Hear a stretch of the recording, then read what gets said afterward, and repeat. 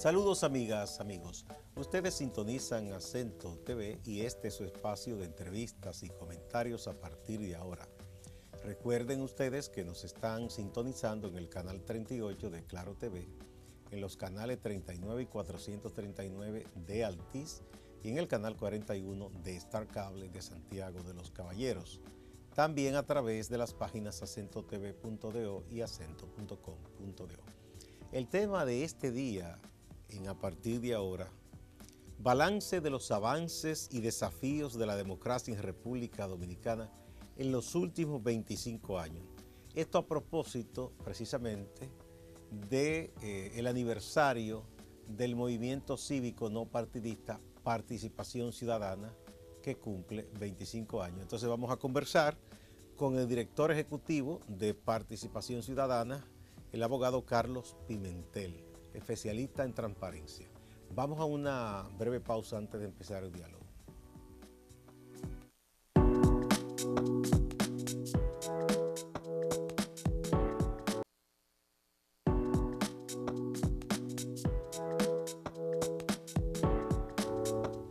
Muchas gracias por acompañarnos.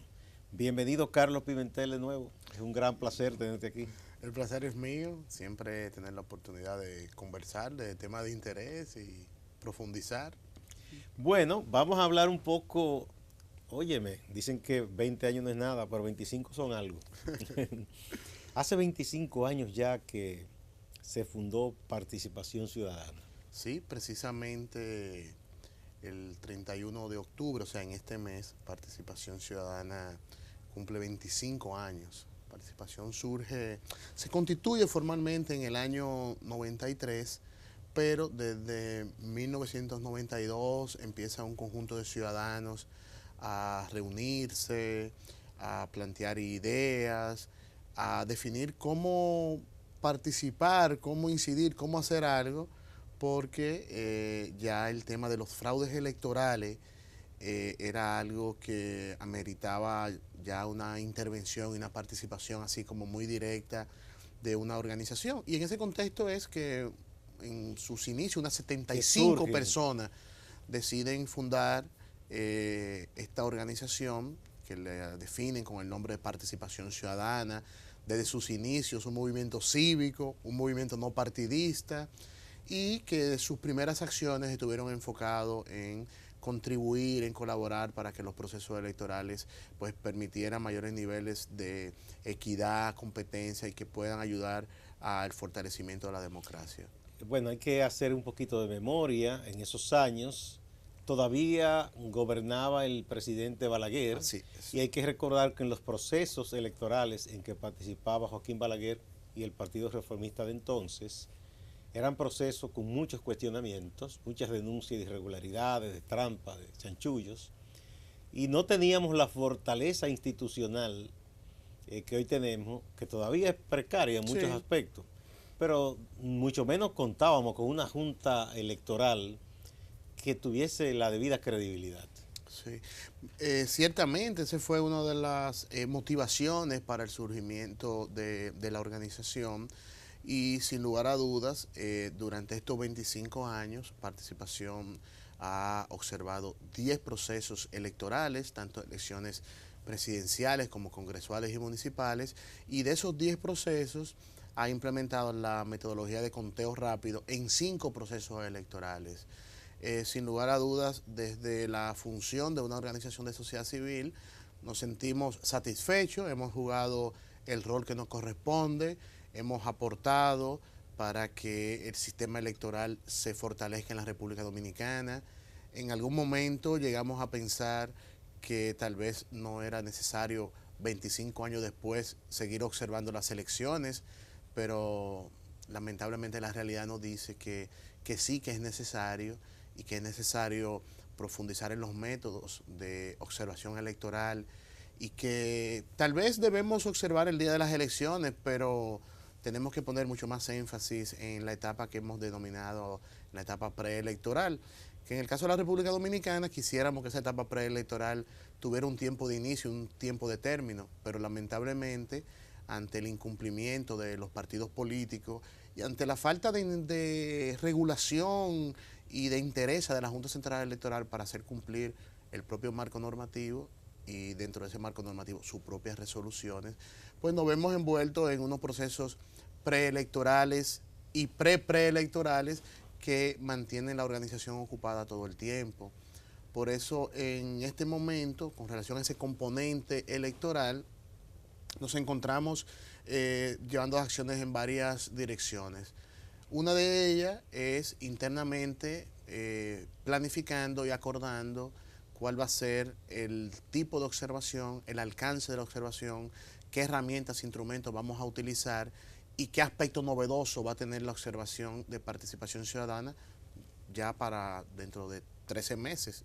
Porque ya decía el 20 de febrero es como muy lejos, no, dentro de 13 meses, y que sin duda para el próximo año electoral, el próximo año ya 2019, pues en el país vamos a tener un contexto político electoral en el cual vamos a estar jugando nuestro rol. De hecho, en los actuales momentos hay varios aspectos de los cuales hay que observar. Se están constituyendo ya las juntas municipales y la Junta Central Electoral ha convocado consulta en más de 100 municipios del país. Nosotros, en los municipios donde tenemos presencia, pues estamos participando, estamos levantando información, queremos saber qué está pasando, cómo se están conformando las juntas municipales. Pero hay otro aspecto importante, la Junta ya presentó su calendario electoral y cualquier observación tiene que dar seguimiento a ese calendario electoral, que es lo que va marcando la forma como la Junta se va preparando para organizar un proceso electoral que uno lo dicen todos, pero que tiene sus complejidades y tiene sus elementos que pudieran ser nuevos y que no tenemos que evitar sorpresas. Bueno, hay muchas cosas nuevas. Totalmente. En este bueno, proceso. Tenemos una ley nueva, una ley de partido nueva. La ley electoral, que está muy tarde ya, pero que esperamos que se apruebe. Obviamente, desde ya hay que decir que está muy tarde la aprobación de esa normativa, que implica desafíos importantes, pero también la Junta Central Electoral ya tiene que participar activamente en el proceso de primaria del Partido de la Liberación Dominicana. Y aún en los que no sean abiertas, también va a supervisar. Y por eso nosotros, supervisar no es nada, lo malo es organizarla. Por eso nosotros, desde Participación Ciudadana, cuando se discutía el proyecto de ley, señalábamos que tratemos de que la Junta supervise, fiscalice los procesos internos de los partidos, pero que no involucremos a la Junta en la organización de los procesos. Pero por ejemplo, ya eso está en la ley, ya no se puede devolver. No se puede hacer, no, obviamente está en la ley, pero lo que es bueno advertir que lo señalamos y que ya hay señales de la dificultad de que eso va generando. Porque no hay duda que en el proceso electoral la selección de los candidatos a lo interno de los partidos es la parte que genera mucho más nivel de conflictividad. Y la Junta Central Electoral va a estar involucrada en ese nivel de conflictividad. Pero va a estar involucrada unos meses antes de las elecciones de febrero del 2020. Bueno, le va a servir de un entrenamiento fuerte, porque las cosas que se ven internamente a veces son más duras que las que se ven en las elecciones generales. Pero probablemente va a estar en esa fase organizativa, tiene que prepararse para las elecciones de febrero del 2020, que en esas elecciones, de acuerdo a una disposición constitucional, se va a aplicar el voto preferencial. También. Que eso es en los regidores, que son tantos. Eso es complejo. Que son 200 nosotros y tantos municipios. Nosotros estamos preocupados porque el voto preferencial en el ámbito congresual en las elecciones del 2016, eso no se pudo contar. Y son esa es la realidad. Y son mucho menos, 100 y pico de diputados. Eso no se pudo contar, esa es la realidad. Y ahora en febrero, una disposición constitucional dice que en el ámbito se va a aplicar, en el ámbito municipal. Y todavía la Junta para los regidores, que son muchos. Pero la Junta tiene un plazo para tener ese conteo y después se tiene que preparar para las elecciones de mayo, inmediatamente, 2 meses después. Y hay una cosa que hemos estado señalando y que... El calendario electoral de la Junta está bien ajustado. ¿Qué es Carlos? Lo que se acordó con todas las reformas y con el cambio constitucional fue que ahora, para el 2020, las elecciones municipales serán en febrero. Sí. Para entregar en abril el cambio de mando. Pero los que fueron electos tienen un certificado que dice que ellos entregan el 16 de agosto. ¿Eso no está resuelto todavía? Eso hay que resolverlo, porque vamos a tener una duplicidad. Por eso es un elemento adicional que tú le estás poniendo a la complejidad que, sin lugar a duda, tiene este proceso. Y yo decía hace un momentico, siempre decimos, este proceso es complejo.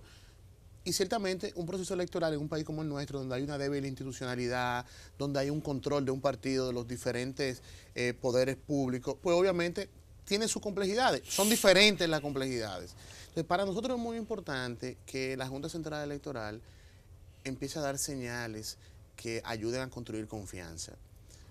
Nosotros reconocemos que presentó de manera muy ágil el reglamento para los procesos internos de los partidos. Hubo un proceso de consulta, los partidos presentaron observaciones, Participación Ciudadana presentó observaciones y recomendaciones de ese reglamento. Es bueno que ese reglamento se pueda aprobar lo antes posible, pero están pendientes 3 reglamentos más que ayudan a ese andamiaje normativo de la ley de partido. Pero también la Junta tiene que definir cómo va a constituir la unidad de análisis financiero que manda la ley de partido, porque es muy importante el tema del dinero en la política. Y por eso Participación Ciudadana, luego de 25 años de existencia, de 10 procesos de observación electoral, nosotros estamos convencidos de la importancia de la observación preelectoral, sobre todo por eso, el dinero en la política, el financiamiento de la campaña. Primero, ¿de dónde viene? ¿De dónde viene ese financiamiento? Y segundo, ¿cómo se gasta? ¿Cómo se gasta? Y la ley de partido establece una regulación media difusa con ese tema de los topes de gasto, del control de los tiempos, del control de los tiempos. Porque no solo el origen del dinero, sino quién recibe y cuánto. Sí, y sobre todo hacer cumplir lo que establece la ley, porque la ley tiene aspectos interesantes. Por ejemplo, ¿qué te dice la ley con relación al aspecto financiero? Además de la unidad financiera que tiene que tener la Junta Central Electoral. Te dicen que los partidos tienen que tener una cuenta única. Y eso es muy interesante porque si los partidos tuvieran una cuenta única, no pasara lo que confesó al país Víctor Díaz Rúa, que dijo, no, yo recibía dinero, pero yo lo recibía en mi cuenta, pero ese dinero es del partido. O te miento que le montaste también. También dijo, no, yo lo recibía, pero eso era del partido. No, si es del partido, va a la cuenta del partido. Y decide de dónde proviene eso. Ahora hay otro tema que no está aclarado en el país todavía y que hay que ver cómo en los reglamentos se le busca más precisión. Cuando hablamos de financiamiento político, hablamos de financiamiento del partido. Y muchas veces dejamos de lado el financiamiento al candidato, el financiamiento al precandidato y el financiamiento a una modalidad que se inventaron en el reglamento ahora, que es un precandidato. ¿Cómo es? Sí, hay una modalidad porque mira, lo primero es... Pero hay precandidatos, pero ¿cómo pre? O lo que hay ahora son pre. Bueno, porque todavía no han sido definidos como pre en los partidos. No hay, ahora mismo no hay precandidatos. No hay, pero todo el mundo está lanzado a la calle. Entonces esos son pre de los precandidatos. Porque hay un proceso de formalización que digan, estos son los precandidatos. Lo primero que tiene que pasar es que los partidos internamente pues puedan abrir el proceso de inscripción. Y formalizar quién es precandidato. Ahora mismo no hay precandidato. Ahora hay pero lanzado por ellos mismos. Pero el reglamento de la ley de partido incluye esa figura. Del pre, que pareciera ser algo simple y pareciera ser algo que es como un juego de palabras, pero no lo es, porque entonces hay 2 elementos que adiciona y es que entonces el tope de la campaña queda difuso, porque pareciera ser que hay un tope del tiempo de campaña para el pre, y para el pre y para el candidato. Pero es el mismo, corrido. Sí, ajá, pero también con relación a los topes del financiamiento, que son alrededor, para la campaña presidencial, son 500 millones. Para cada etapa de esas también establece un dinero. Eso es lo que queda muy difuso. Entonces nosotros estamos muy preocupados. No se sabe entonces si es que ese dinero y las condiciones que pone para cuando se sea candidato, precandidato o pre. Eso tiene que quedar clarito en el reglamento. No está claro. No, porque nosotros no queremos que el tope más o menos para los candidatos presidenciales es de 500 millones, más o menos. Entonces, para los candidatos... Estamos hablando a la presidencia. A la presidencia. Entonces, para los candidatos, los precandidatos presidenciales son 500 millones más. Entonces, una persona que sea pre y después candidato son 1.000 millones. Eso no queda claro. Y por eso, dentro de las observaciones que Participación Ciudadana entregó a la Junta Central Electoral con relación al reglamento de la ley de partido, estamos de manera muy clara pidiendo mayores niveles de precisión. Porque nosotros estamos convencidos que uno de los aspectos fundamentales de la observación electoral, del proceso electoral en la República Dominicana, está relacionado con todo el tema del financiamiento. Tenemos que apostar a tener mayores niveles de control. Tenemos que reducir los riesgos reales de que el narcotráfico, el lavado de activos, la corrupción esté financiando la actividad política. Pero también tenemos que reducir la posibilidad que quienes tienen control de instancias del Estado pues utilicen el presupuesto público. Mira, yo veo que para la gente financiar su habla campaña. mucho del dinero, de la posibilidad de lavado, porque eso es lavado. Si un dinero de origen ilícito, no importa que sea un ilícito que se considere leve o un ilícito grave como el crimen de narcotráfico, o un dinero que provenga de la mafia, qué sé yo, Sí. o de la corrupción más descarada, ese es un grave problema. Pero también hay otro que se supone que es un dinero lícito, pero que termina haciendo igual o más daño que el dinero ilícito. Sí. Porque si yo soy una persona muy rica o represento una corporación y yo financio un candidato, financio un partido, eso podrá ser muy lícito, pero tiene que transparentarse bien porque eso genera una codependencia que le ha hecho mucho daño a la democracia dominicana. Totalmente. O sea, porque no es solo que ven un fulano con un dinero mal habido, puede ser bien habido. Claro. Ahora después, ese favor que se hace con dinero bien habido, se cobra caro. Oh, muy caro. Entonces no se ve mal porque es legal el dinero. Sí, sobre todo en las construcciones, en las excepciones fiscales, en exoneraciones. Contratos y cosas. Contratos. Mira, es un tratamiento especial inclusive en tema, Mira, tema de aranceles y en tema fiscal. La ley de partido establece que los partidos tienen que tener una lista de quiénes son sus donantes. Pero eso no es nuevo. Porque la ley de acceso a información establece que los partidos tienen que tener una lista. Sí, pero aquí le han pasado por encima siempre a eso. Entonces, por eso es importante que organizaciones de la sociedad dominicana podamos estar vigilantes, que podamos estar demandando que si nos adoptamos una normativa, que se cumpla y tenemos que tener conocimiento de quién está financiando la actividad política, porque es muy sencillo tú poder identificar lo que se gasta con lo que los partidos reciben, porque con relación al financiamiento público, a mí no me preocupa ese. No, porque ese sabemos claro. Cuánto es. Eso es lo que te digo. Bueno, ese se reparte de manera... Hay injusticia y quizá poca transparencia en el uso. Pero tú sabes lo que reciben. Y de dónde viene. Okay, entonces, igual que el mismo dinero que llaman sucio, no creo que la incidencia sea tanta, porque se cuidan. O sea, hay, y quizá en un lugar más pequeño, municipio, pueda decidir. Sí. Porque se cuidan, si los políticos se cuidan, si hay una persona conocida con un dinero raroso, se van a cuidar de recibir de ese. Ahora, el dinero legal o legítimo, entre comillas, ¿verdad? Pero que después sí tendrán unos efectos de dependencia de ese gobierno. Eso hace muchísimo daño. No, totalmente. Y en los procesos electorales de la República Dominicana, y sobre todo el último, que pienso que queda más evidenciado, el costo que se ha estimado, se ha calculado de las campañas de los candidatos y lo que reciben de la Junta Central Electoral, al final te puede concluir que esos son cheles. Dinerito. O sea, esos son unos chelitos. El volumen es otra cosa. Entonces yo me pregunto, algunos dicen, ¿quién financia? Otros dicen, ¿quién hace donaciones? Y yo me pregunto lo contrario. ¿Quién está invirtiendo en los partidos políticos? Sí, porque las políticas son inversiones. Se habla del clientelismo abajo, de los chelitos, del pote de ron, del picapollo, pero está el rentismo arriba. Totalmente. Y el patrimonialismo. Mucho dinero y eso genera... Entonces, yo te pregunto, ustedes ya tienen 25 años en estas labores y han trabajado, se han ganado enemigos gratuitos, por turno, porque muchas veces los que hoy están en el poder, cuando están en la oposición, son muy amigos y lo quieren mucho a ustedes. Y nos visitan. y nos llaman de madrugada porque están imprimiendo un padrón. Sí. Pero después entonces los odian. Sí. Es una historia de amor y odio de los partidos hacia ustedes. Bueno, ustedes no han hablado estos temas, por ejemplo, con instituciones representativas del empresariado. Pongamos el CONEP, que es la cúpula. ¿Por qué? Porque yo creo que a los empresarios mismos les conviene que eso sea transparente.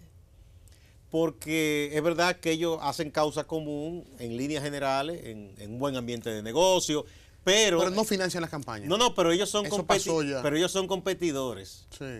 No, pero eso te digo, son competidores uno con otro, en buena lid, debe decirse, ojalá que sea siempre en buena lid. Entonces, para ellos sería lo más conveniente que todo se transparente, para saber si uno de los que están ahí se quiere pasar de listo y por debajo de la mesa quiere favorecer cierta propuesta que cree que va a ganar. Si está todo transparente, se van a cuidar que uno no se pase de contento. Mira, yo pienso que todos los sectores de la sociedad están llamados a jugar un rol determinante en el fortalecimiento del sistema electoral y el sistema de partido. Y sin lugar a dudas, el tema del financiamiento es un componente fundamental y que es la columna vertebral para lograr mayores niveles de transparencia en ese sistema. Los empresarios, tal vez uno puede ser injusto de englobarlo a todos, han realizado aportes, demandas, reivindicaciones, tanto para la ley de partido como para la ley de régimen electoral. Y han fijado posiciones muy claras con el tema del financiamiento de los partidos políticos. Yo pienso que en la sociedad no hay un actor que tenga una posición pública contraria a que se conozca la modalidad y quiénes financian la actividad política. Eso está claro. Eso está claro. Todo el mundo demanda eso. Y tenemos ahora disposiciones que obligan a eso. Ahora, ¿qué tenemos que hacer ahora? Hacer que eso se cumpla, hacer que eso se respete.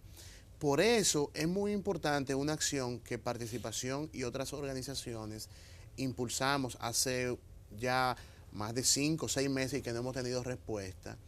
Y es que los dirigentes de los partidos políticos, de acuerdo a principios estándar de la normativa internacional para la prevención y regulación del lavado, se consideran personas políticamente expuestas. Y nosotros hemos planteado y hemos enviado una comunicación al Comité Nacional de Lavado para que los partidos políticos sean considerados sujetos obligados y que los partidos políticos tengan que cumplir con las regulaciones que tienen que cumplir profesionales liberales, que tienen que cumplir otro tipo de sectores. Y de igual manera, a la Junta Central Electoral le planteamos que bueno que emita una opinión con relación a eso. Porque los partidos tienen que tener cada vez mayores niveles de regulación con relación a todo el tema del financiamiento. Lo que está planteado en la ley de partidos es importante, pero además toda la posibilidad de tener niveles de prevención para el tema del lavado activo. Nosotros solicitamos eso al Comité Nacional de Lavado, nos gustaría tener un debate en esa dirección, nos gustaría que nos escuchen y que producto del diálogo pues se pueda tomar una decisión, porque una de las cosas más lamentables en esta sociedad es el silencio, que una organización de sociedad civil envía una solicitud, una instancia a un ente del Estado, una instancia fundamentada en hecho, en derecho, que tú puedes estar de acuerdo o no, pero esa instancia tiene que tener una respuesta, cualquiera que sea la respuesta, pero no puede haber el silencio administrativo. Entonces tú tienes aquí instancias colegiadas o instituciones del Estado que tú le haces una petición y no te responden, como que tú no has enviado nada.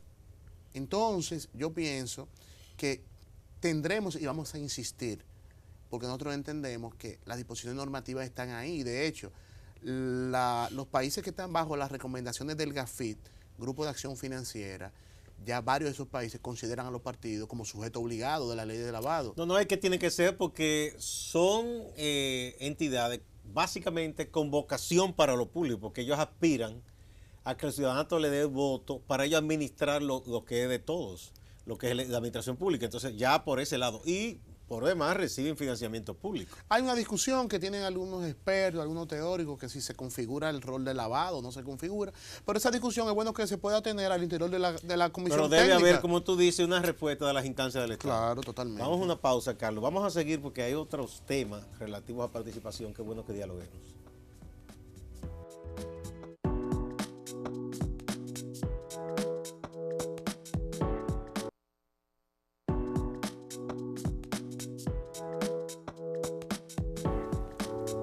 Muchas gracias por continuar. A partir de ahora estamos conversando con Carlos Pimentel, director ejecutivo de Participación Ciudadana, a propósito de los 25 años de esa entidad que ha aportado muchísimo a la labor de observación, al fortalecimiento institucional y a la construcción de la ciudadanía desde el punto de vista de los derechos de la gente, del reclamo a las instancias públicas que deben cumplir con la ley y cumplir con las normas. Pero ustedes hacen mucho más que observación electoral, aunque ahí es que se han buscado más amigos y enemigos, ¿verdad? Mucho cariño, muchos odios. Ustedes hacen muchísimas cosas más. De un movimiento que empezó, vamos a decir, pequeño, ya ustedes tienen presencia nacional, ¿verdad? Sí, tenemos presencia nacional bajo distintas modalidades. ¿Cómo es que se organiza? ¿Cómo la gente que vea participación y dice, me gustaría pertenecer, qué hace? Es muy sencillo. Solamente debe tener una ficha, un formulario de inscripción, que lo debe obtener a través de los miembros de participación en su municipio o en el Distrito Nacional. Está en el portal también. Ese formulario pide algunas informaciones de la persona, a qué comisión le gustaría integrarse. Ese formulario es conocido por la Comisión de Fortalecimiento Institucional.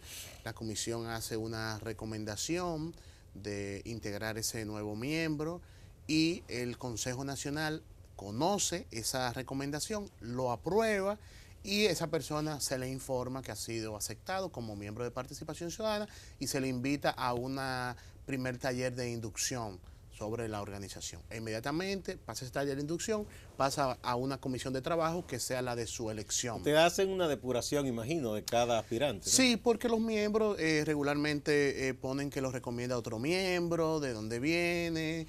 Y sí, nosotros decimos que somos una organización abierta, pero tratamos que quienes se integren pues sean personas que compartan nuestros principios, nuestros valores, y sobre la base de la diversidad. Porque Lo también, digo porque, por ejemplo, si se aparece una persona que tenga una actividad de modus vivendi cualquiera, sí, y se detecta que es una persona que va de impuestos, por ejemplo, deliberadamente. Sí, obviamente no es transparente. No comparte nuestros principios, no comparte nuestros principios. Y ciertamente, bueno, participación tiene una estructura de una asamblea general, alrededor de 500 miembros, la Asamblea General de Participación Ciudadana.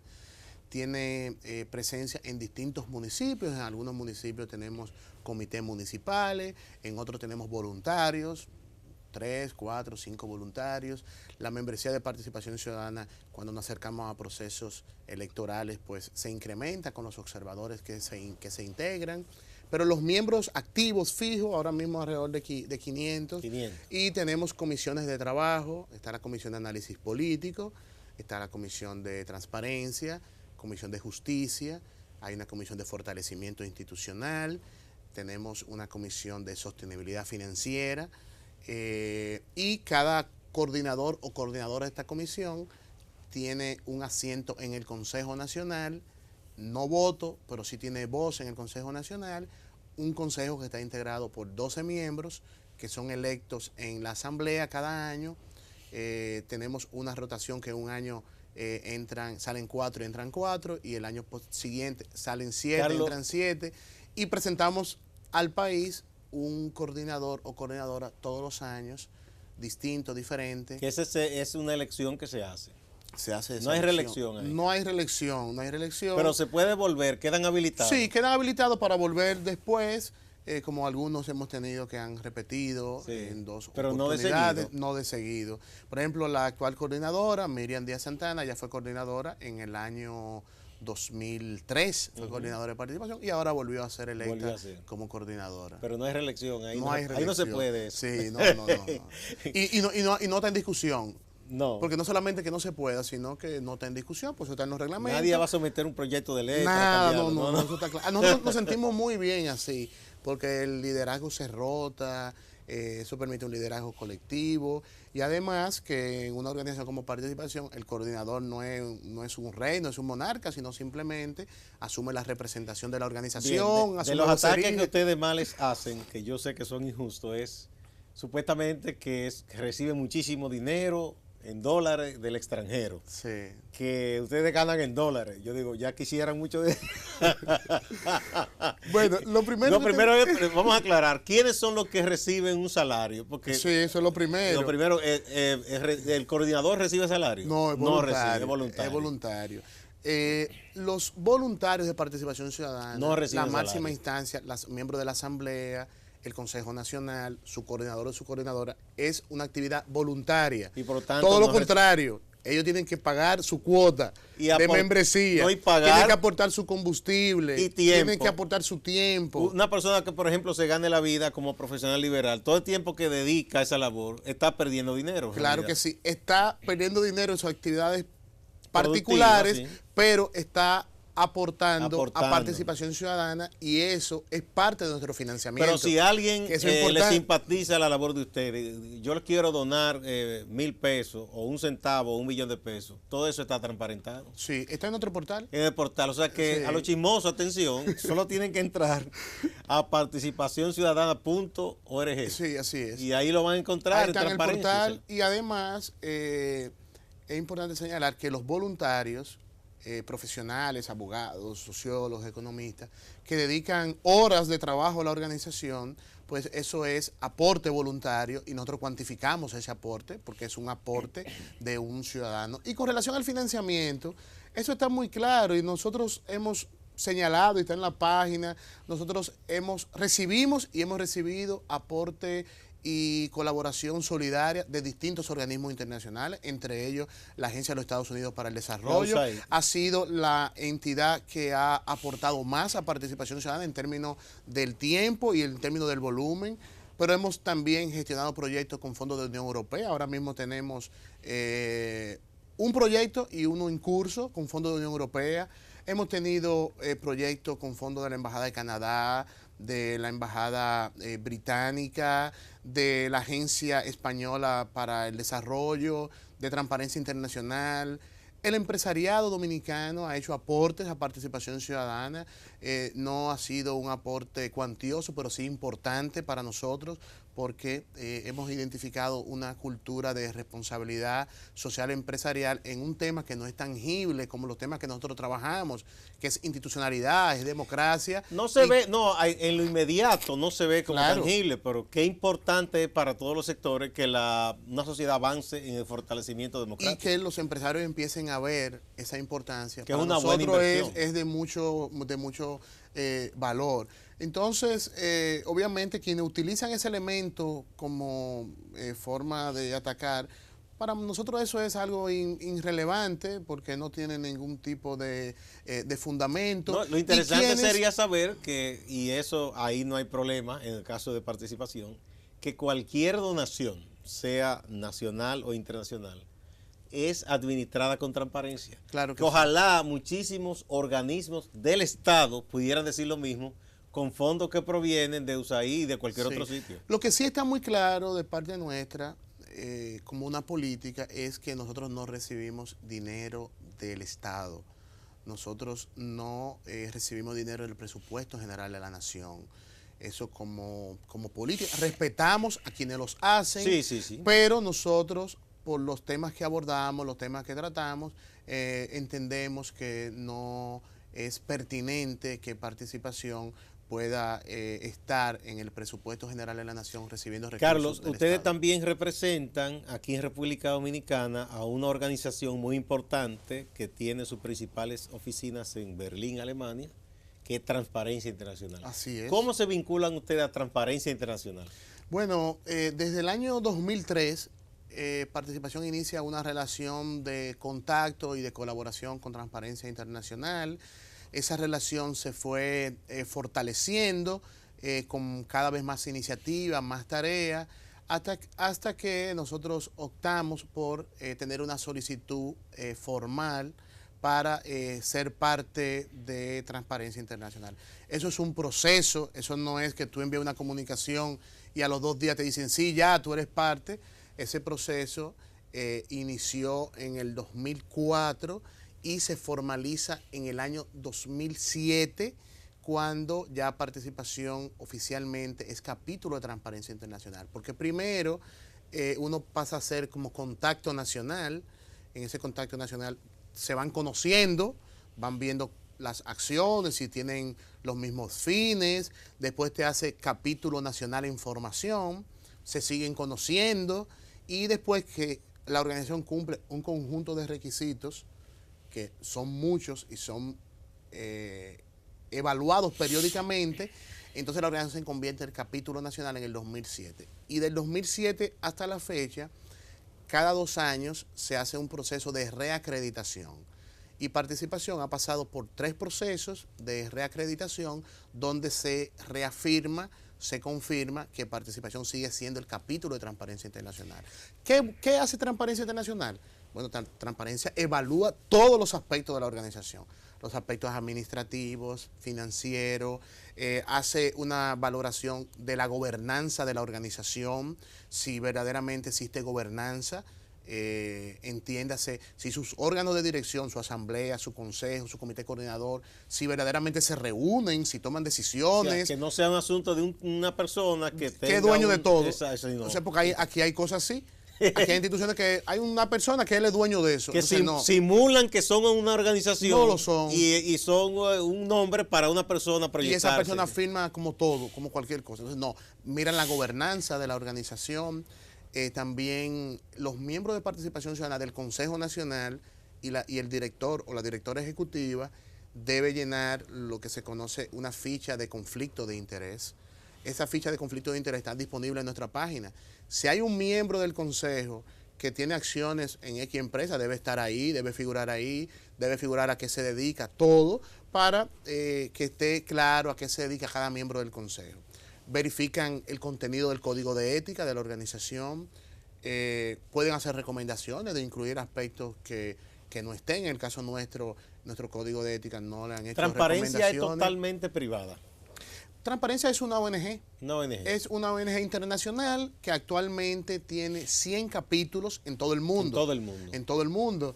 Y en el caso de República Dominicana, pues nosotros somos el capítulo de Transparencia Internacional. Ustedes también en este tiempo han sido también emulados en otros países, es decir, en base al ejemplo dominicano se han formado organizaciones que de alguna manera han replicado lo que es Participación en República Dominicana. Mira, es muy bien valorado el modelo de participación ciudadana, porque Participación Ciudadana, una de sus fortalezas es combinar un movimiento cívico con voluntarios y voluntarias y con un apoyo de un staff técnico mínimo, que se da una combinación entre un híbrido, una ONG y un movimiento.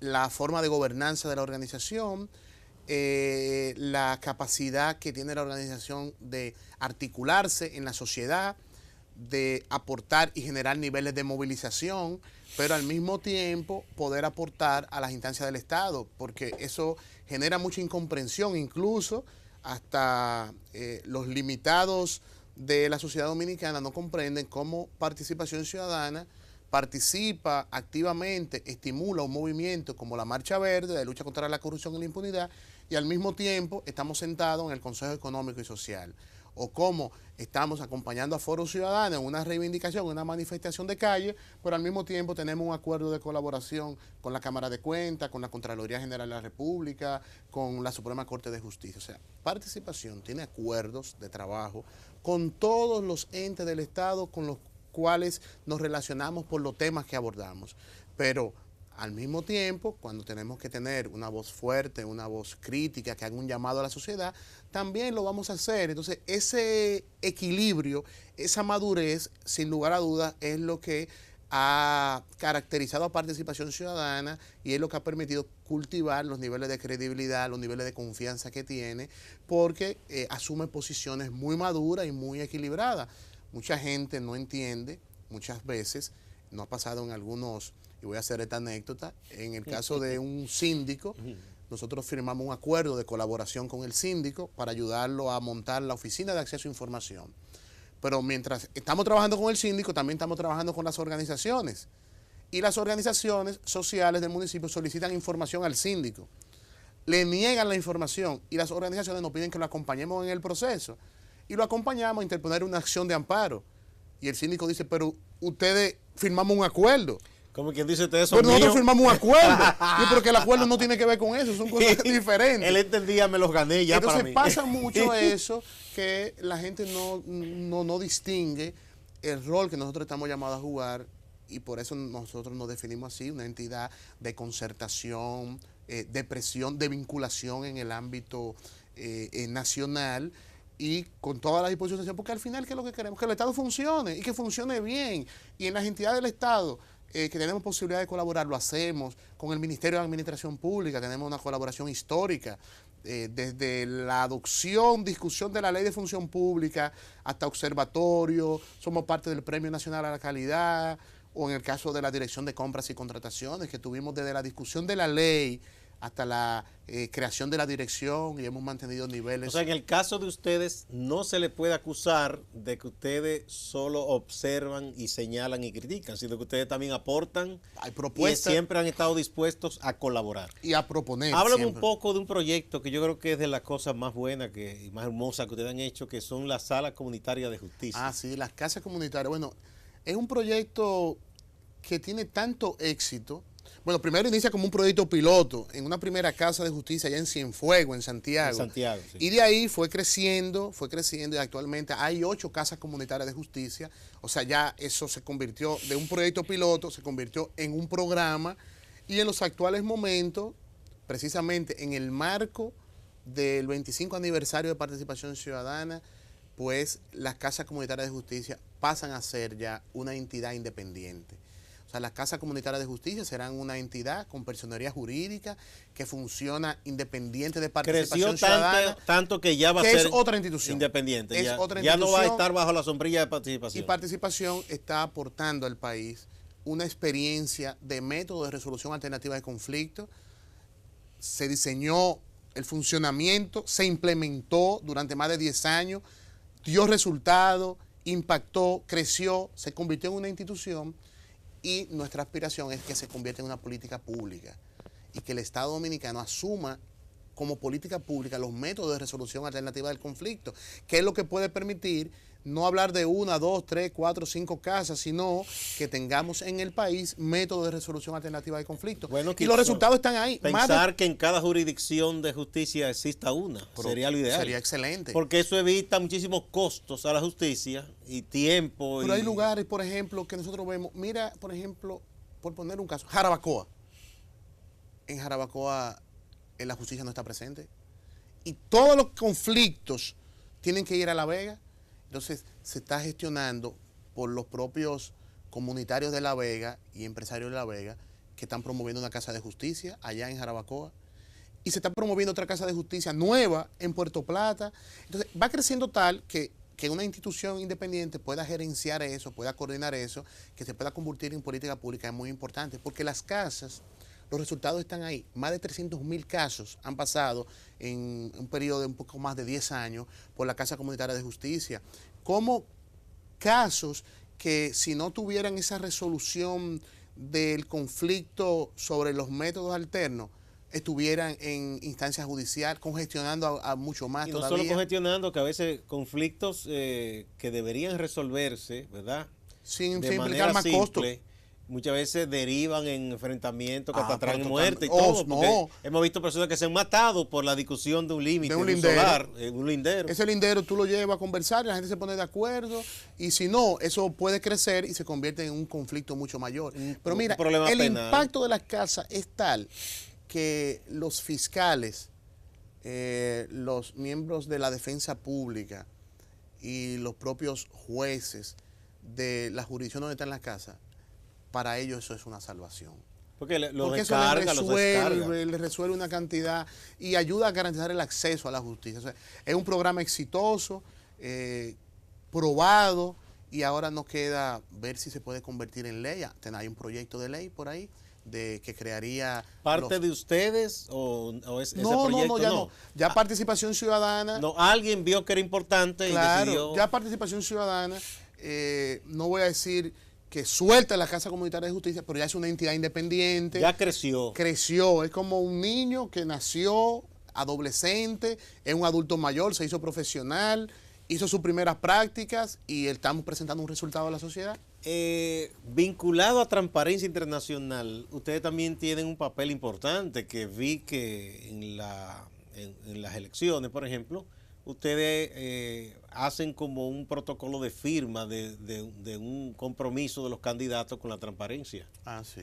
Todos firman eso, ¿verdad? Sí. Aún lo que ustedes no quieren saber de ustedes van y firman. Sí, bueno, el último que se firmó en el 2016, el protocolo por la transparencia y la institucionalidad, fue firmado en ese momento por todos los candidatos presidenciales, incluyendo el presidente Danilo Medina, Sí. con varias medidas muy puntuales y muy sencillas, sobre todo medidas que no son de la creatividad nuestra, sino que vemos las leyes de la administración pública y sacamos elementos que son importantes y lo ponemos en ese compromiso. Lo que ellos mismos como políticos han hecho como ley, decir, bueno, Compromiso que se cumpla la ley. vamos a ponerle aquí un subrayado para que Mira, ustedes cumplan esto. Y ahí me parece muy interesante tu pregunta porque puede servir para pasar balance a algunos de esos compromisos que asumió el presidente Danilo Medina. Pero eso tú me lo vas a detallar en el próximo segmento, Está porque bien. ya me están pidiendo la pausa.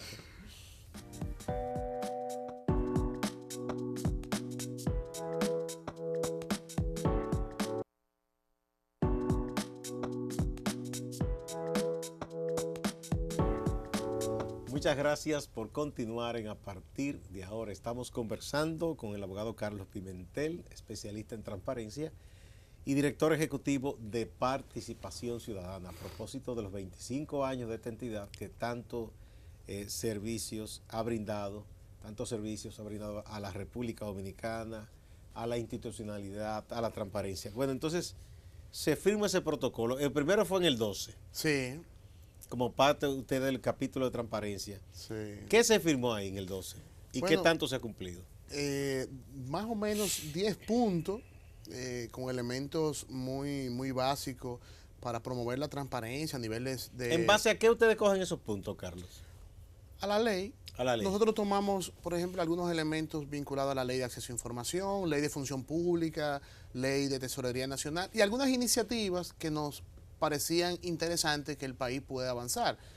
Y me voy a referir a algunos de los elementos del compromiso en los cuales hay avances, en otros todavía se mantienen retos importantes. Uno de esos compromisos estaba vinculado a todo el tema de la carrera administrativa. Que ha sido un reclamo de muchos años en el país. Y hay que decir algo, en el gobierno del presidente Danilo Medina, desde el 12 hasta ahora, ha sido el periodo en el que menos se ha avanzado en la implementación de la carrera administrativa. ¿Cómo? Sí, totalmente. Pese a que ya contamos con un ministerio de administración No, pública. él frizó el proceso de reforma de la administración pública. Y el Ministerio de Administración Pública no tiene el apoyo político para avanzar en el cumplimiento de todos los mandatos que tiene de ley. Pero espérate, porque me has sorprendido tú con esa afirmación tan tajante, porque aquí se creó, cuando vino el gobierno del presidente Fernández, el comisionado para la reforma del... El CONARE. Sí, la reforma Eso fue lo del primero, Estado. lo primero que Danilo eliminó. Pero se suponía que se eliminó porque ya había cumplido su cometido, se creaba el Ministerio de Administración Pública y se suponía que entonces ahí se iba a avanzar mucho más. Porque se elimina no para crear el Ministerio de Administración Pública, porque el Ministerio de Administración Pública viene de la Secretaría de Estado de Administración Pública, que antes era la Oficina Nacional de Administración Pública, la ONAP. La ONAP, ok. La ONAP. Pero el CONARE se entendía que ya había cumplido su cometido. Concho, y por pero- eso se eliminaba, ¿no Bueno, era eso? pero si aceptamos que es un argumento válido, hay otras instituciones que cometieron su cometido hace mucho y que la ley orgánica de la administración pública establece claramente cómo avanzar en la racionalidad del Estado, Bueno, que no se han eliminado Se eliminó, por ejemplo, el comisionado para la reforma de la justicia también. también, y la OISOE. La OISOE no, porque Sí. esa nunca debió existir, porque esa no tiene razón de ser. Y FOMPER, Bueno, eso sí, ¿verdad? Ocorde. O sea, Corde, era algo- hay una promesa de eliminación después del escándalo de la promesa hay muchas. Bueno, entonces ese fue un argumento que dieron, pero realmente me parece que había otro elemento detrás de esa eliminación. Que yo pudiera estar de acuerdo que se eliminara, pero lo que hay que decir es que el proceso de reforma de la administración pública en estos... ¿No se han seguido incorporando servidores públicos a la carrera después de eso? No. No. O vamos a decirlo así, se han incorporado de una manera muy lenta, apenas 2 o 3 procesos de incorporación que se han hecho. Nos parece que en las áreas medulares donde tenemos que avanzar en la carrera no se ha hecho nada. Y yo voy a poner un ejemplo muy sencillo. Son las carreras especiales. Si el Estado Dominicano concentra esfuerzo a establecer las carreras especiales sanitarias, y la carrera docente, ahí está el grueso de los servidores públicos. O sea, dedicar esfuerzo al proceso de incorporación a la carrera del Museo del Hombre es importante, muy bien, pero vamos a priorizar, vamos a hacer la carrera docente. ¿Cuántos servidores públicos tenemos en el Ministerio de Educación? Y después hacemos la carrera sanitaria, que son las dos ministerios más grandes del Estado Dominicano, donde hay más servidores públicos, donde hay más presupuesto y que administran una política pública que garantiza derechos de la gente. Eso se ha dejado de lado. Pero otra carrera especial que pareciera ser que se está corriendo inversa.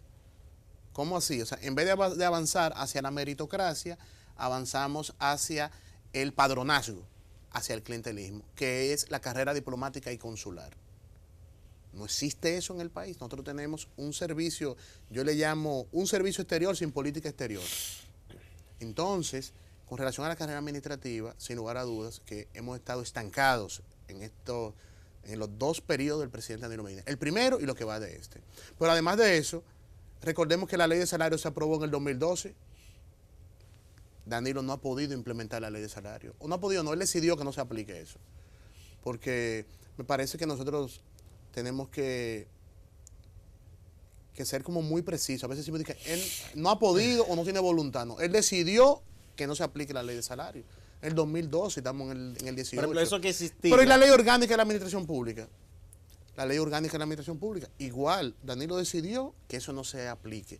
Y es una decisión tan clara que en estos días escuché al director de presupuesto que decía que en este periodo de gobierno no va a haber un pacto fiscal. O sea, ya ellos decidieron eso. Y yo me quedé así como pensando. Yo digo, pero la Estrategia Nacional de Desarrollo dice que en el país tiene que haber un pacto fiscal. Y como un funcionario decide él, mutuo propio, que eso no va en este periodo. Y establecía unos plazos. Esa ley está ahí, pero esa ley, cuando se decidan aplicarla, tendrán que reformar pero y ponerle también, 10 años más futuro. Porque... También, a lo mejor tienes razón, pensándolo bien ahora. Puede ser que tengas razón, porque como ahora viene el carnaval electoral, no es verdad que en el país se va a avanzar en la implementación de la ley orgánica de administración pública o un pacto fiscal en un periodo electoral.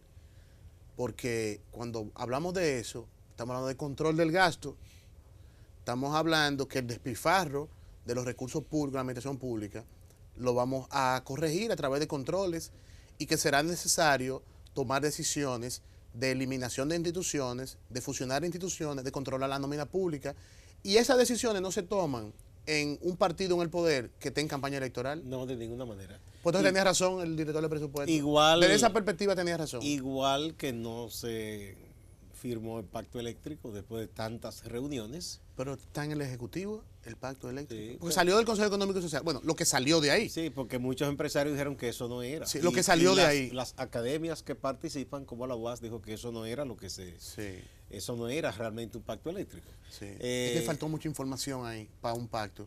O sea, porque un pacto sobre cualquier tema y garantizar la participación y la concertación social, que es lo que busca el CES, necesita que toda la información alrededor del tema esté sobre la mesa.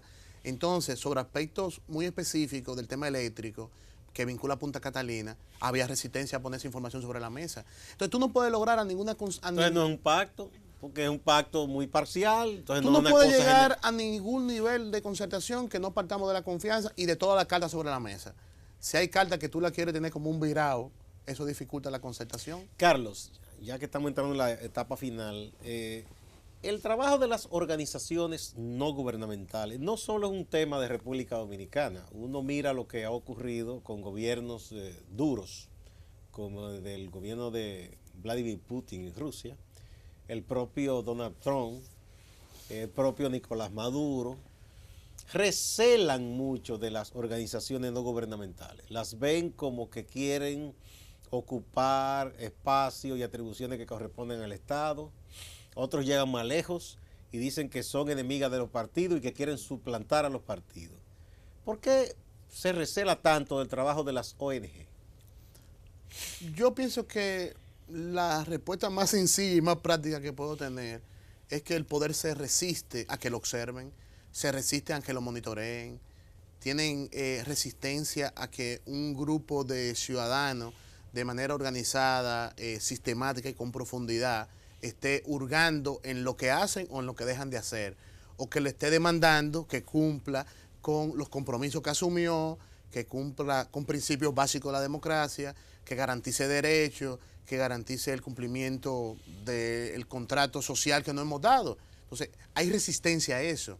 Ahora, yo me atrevo a decir que quienes más se oponen o que tienen ese discurso tan atrasado, regularmente no han dado un paso de avance con relación a una cultura política que pueda integrar una democracia donde el ciudadano tiene mayores niveles de participación. Y no hay dudas que en el país tenemos que avanzar y tener un tránsito importante de esa democracia representativa, que yo le puse representativa restringida, o representativa que no representa, a una democracia participativa. Y en una democracia participativa, pues obviamente el ciudadano está llamado a jugar un rol protagónico. Pero regularmente quienes tienen ese discurso también instrumentalizan, cooptan y tratan de fingir espacios de participación donde supuestamente la sociedad civil está, pero está en una modalidad de instrumentalización o en una modalidad consultiva, no participativa. Entonces, sin lugar a dudas, no hay forma de evitar que la ciudadanía y sus organizaciones participen activamente. Eso se desprende de manera muy clara del artículo 2 de la Constitución, referido a la soberanía popular. Cómo se ejerce la soberanía, el poder emana del pueblo, se ejerce a través de sus representantes y después dice de forma directa. Y de forma directa hay distintos mecanismos de participación que el país no ha logrado operativizar porque el Congreso, quienes nos representan, supuestamente no han aprobado las normativas que permitan formalizar esos mecanismos de participación.